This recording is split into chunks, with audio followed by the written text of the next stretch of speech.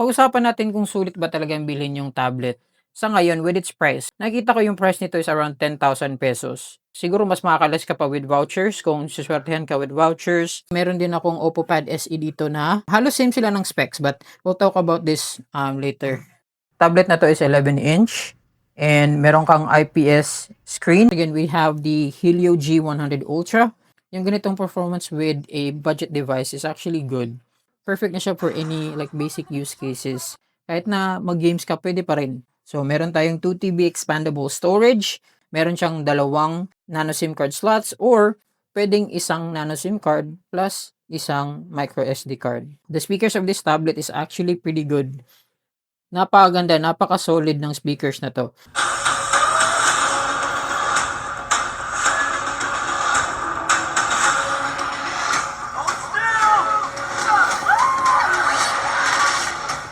After each game, you will be given a chance to vote.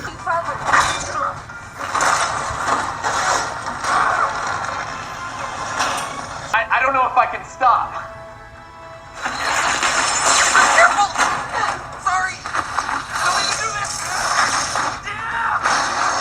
May nakalagay Dolby Atmos tuned, kagaya ng Poco F7 Ultra, Tecno Camon 40 Premier. Maganda talaga yung tuning when it comes to Dolby Atmos. Kasi parang balance yung bass, mid, tsaka yung high range niya or yung treble. Pwede mo siyang i-max volume na hindi masyadong masakit sa tenga. Yes, I would say na very sleek yung kanyang design. Yan, so this is the graphite gray color and meron tayong two-tone design, di ba? Ang comparable lang sila sa Oppo Pad SE, they're pretty good. Design, it looks premium for the price. Yung kanyang camera bump, akala mo pang cellphone. Mas maganda yung camera quality nito kaysa sa mga Samsung tablets na ganito yung presyo. Yeah, kung makikita nyo yung front cam niya is actually solid. Maganda pa rin yung quality.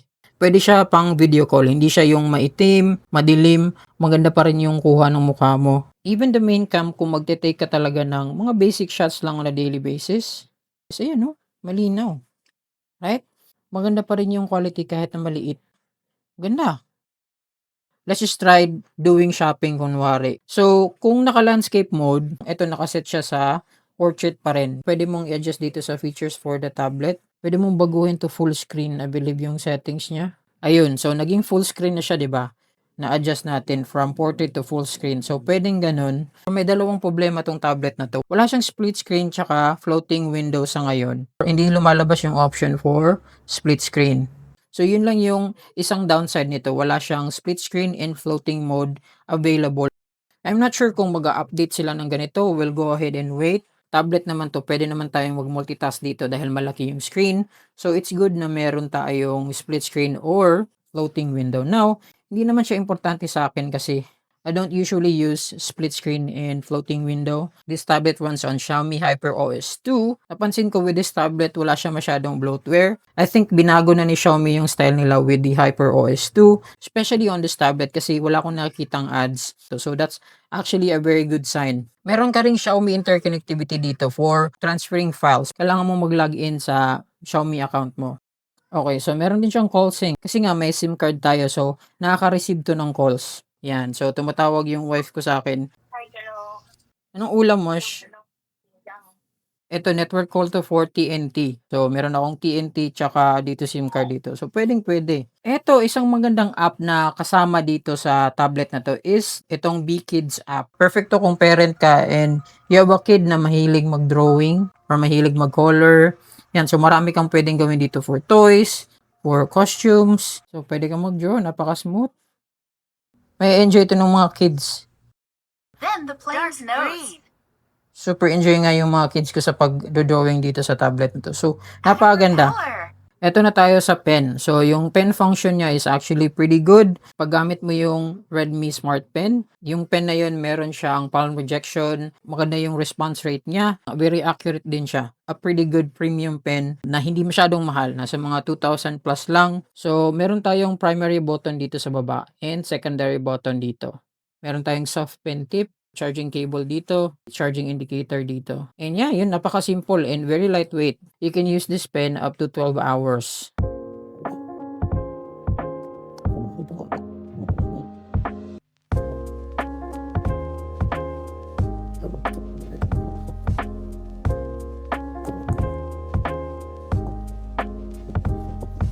You know?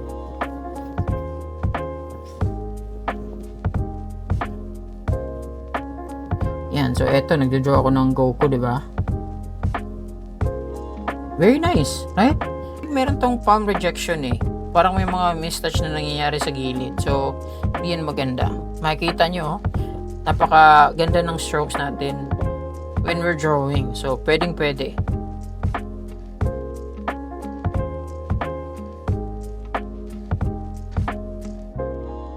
Stylus and keyboard, meron siyang settings dito. Nagiging effective yung palm rejection niya pag nakadikit yung, nakarest yung palm mo with the pen touching the screen. If your palm is just touching the screen na wala yung pen, nagre-register siya ng drawing. Yeah, may mga parts kasi ng kamay mo na nagtatouch and nagre-register siya ng pindot. Ayan, no? Yeah, yung palm rejection niya is not the best, I guess. But still, kunwari na ganyan ka and then you wanna draw, gomo-gomo na! Yung ganun, di ba?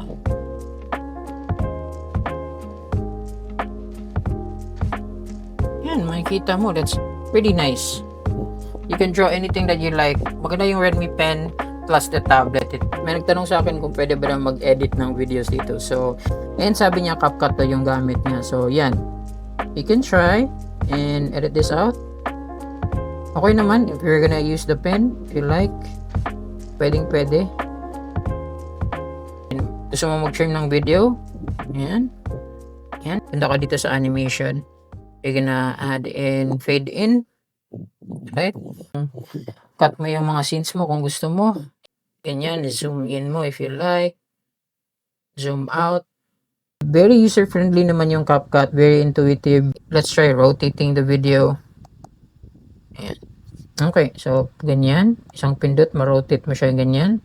You can resize the video if you like. Yan, resize natin. Yan, you can do it. Yan, resizing, yes. Medyo mabagal pa rin siya kasi the processor on this one is an entry-level processor. So, hindi masyadong mabilis. But, once again, it's still doable if you wanna edit using, editing tools on mobile. I highly suggest kung professional ka and you want a faster rendering of your video, smoother use of your apps on your gadget or on your device, bumili ka na lang na mas mahal na tablet. Wag na yung ganito kasi if time is important for you and the smoothness of the device, ayaw nyo na mabagal. Yung Redmi Pad Pro, pwede nyo kunin yun, or Xiaomi Pad 7, yung mga matataas na model, they usually offer a smoother experience when it comes to your productivity. Now, let's try some games, okay? And meron ako naka-install na Game Turbo dito. So, ayan, no? You can reach 60 FPS kung gusto mo. So, okay naman. Playable naman. It's not the smoothest experience. Hindi siya 120 FPS. But, meron siyang 60 FPS nga if you want. Yan, no? Pwede.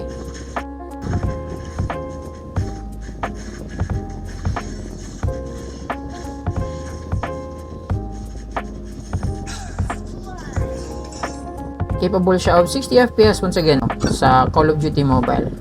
So, pwede naman. Kung makita nyo, ayan, no? Smooth naman. Kailangan ko siguro ng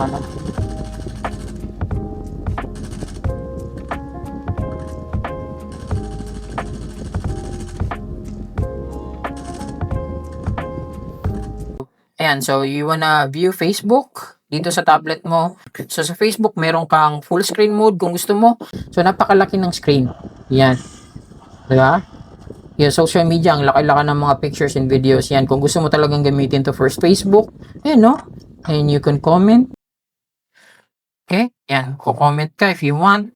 Just in case na gusto mo siyang gamitin for social media. To be showing off this incredible Asus ROG handheld gaming system I just got. Yan, ganda. It's got true. Yan, very clear. Yan, no? Yan, let's watch some TikTok videos.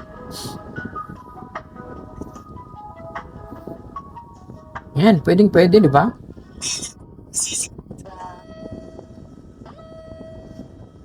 So, may problema lang ako sa charging nito kasi mabagal talaga yung charging niya. Meron kang out-of-the-box charger na 15 watts. Ito yung out-of-the-box charger niya, maliit, Now, pag nag-charge ka dito, pwede kang umabot ng 2.5 to 3 hours of charging with the 15 watts charger. Napakataas ng battery niya and the charging is pretty slow. Yung maximum charging capability naman ng tablet na to is up to 18 watts. Sa isang charge mo dito, makakaabot ka naman ng mga 2 days or 3 days ng kung light use lang for this tablet. Let's try productivity apps naman, like yung sa Google Suite na apps. May nagtanong kung gumagana ba siya for Google Docs, Google Sheets, tsaka yung sa Viber. So, let's see yung productivity for Google Docs. Meron naman siyang display keyboard dito. So,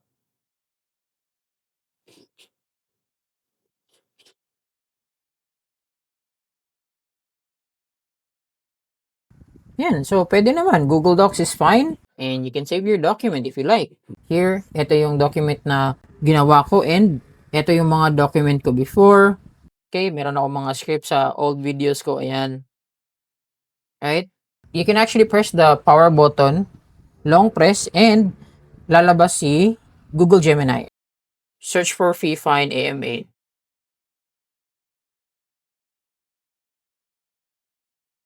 Find AM. Lighting first. Find. Yan, so let's try Google Sheets. Kunyari, marketing documents mo. Okay? Let's check and edit a sheet. So let's try.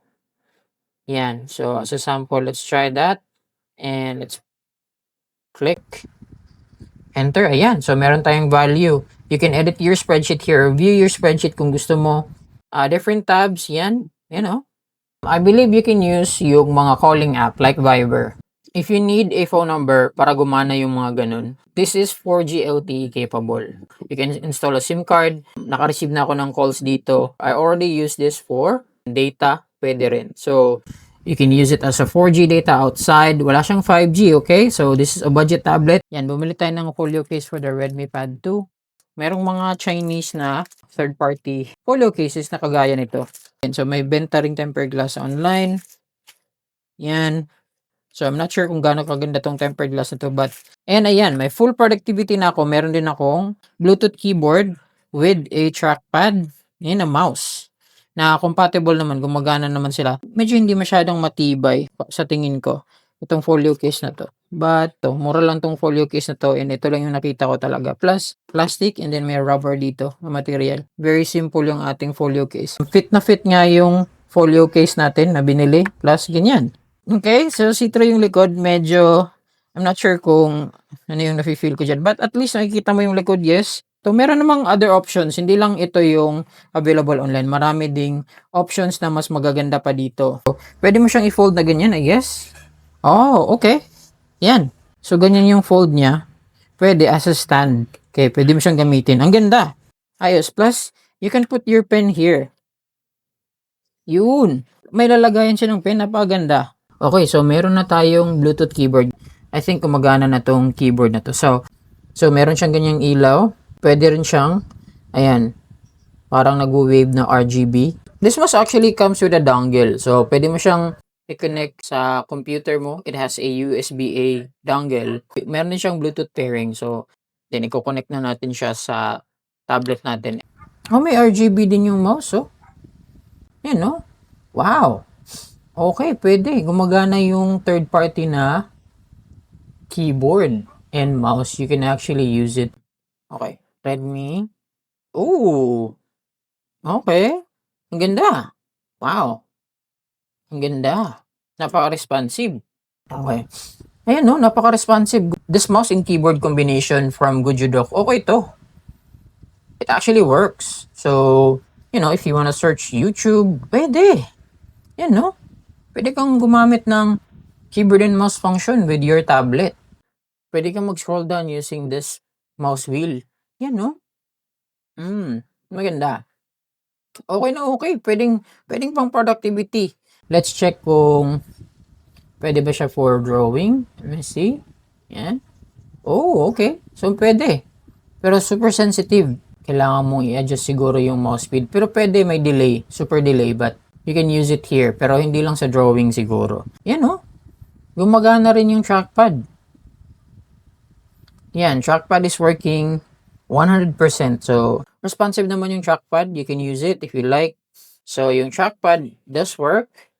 Kung wala kang mouse, pwede mong gamitin tong trackpad. Let's check it out sa sa Netflix. Let's check it sa Netflix kung gumagana ba siya. So, scrolling does work. So, kung gusto mo mag-watch ng shows.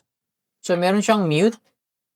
You can lower down the audio using the controls here. Volume up mo. So, meron siyang multimedia functions. The BSP D11 controller. Okay? Compatible to on some games. Hindi siya gumagana sa ibang games. It depends on the game. I already tested it out sa games like Genshin Impact, Wuthering Waves. Meron silang magandang controller support. So, gumagana to 100%.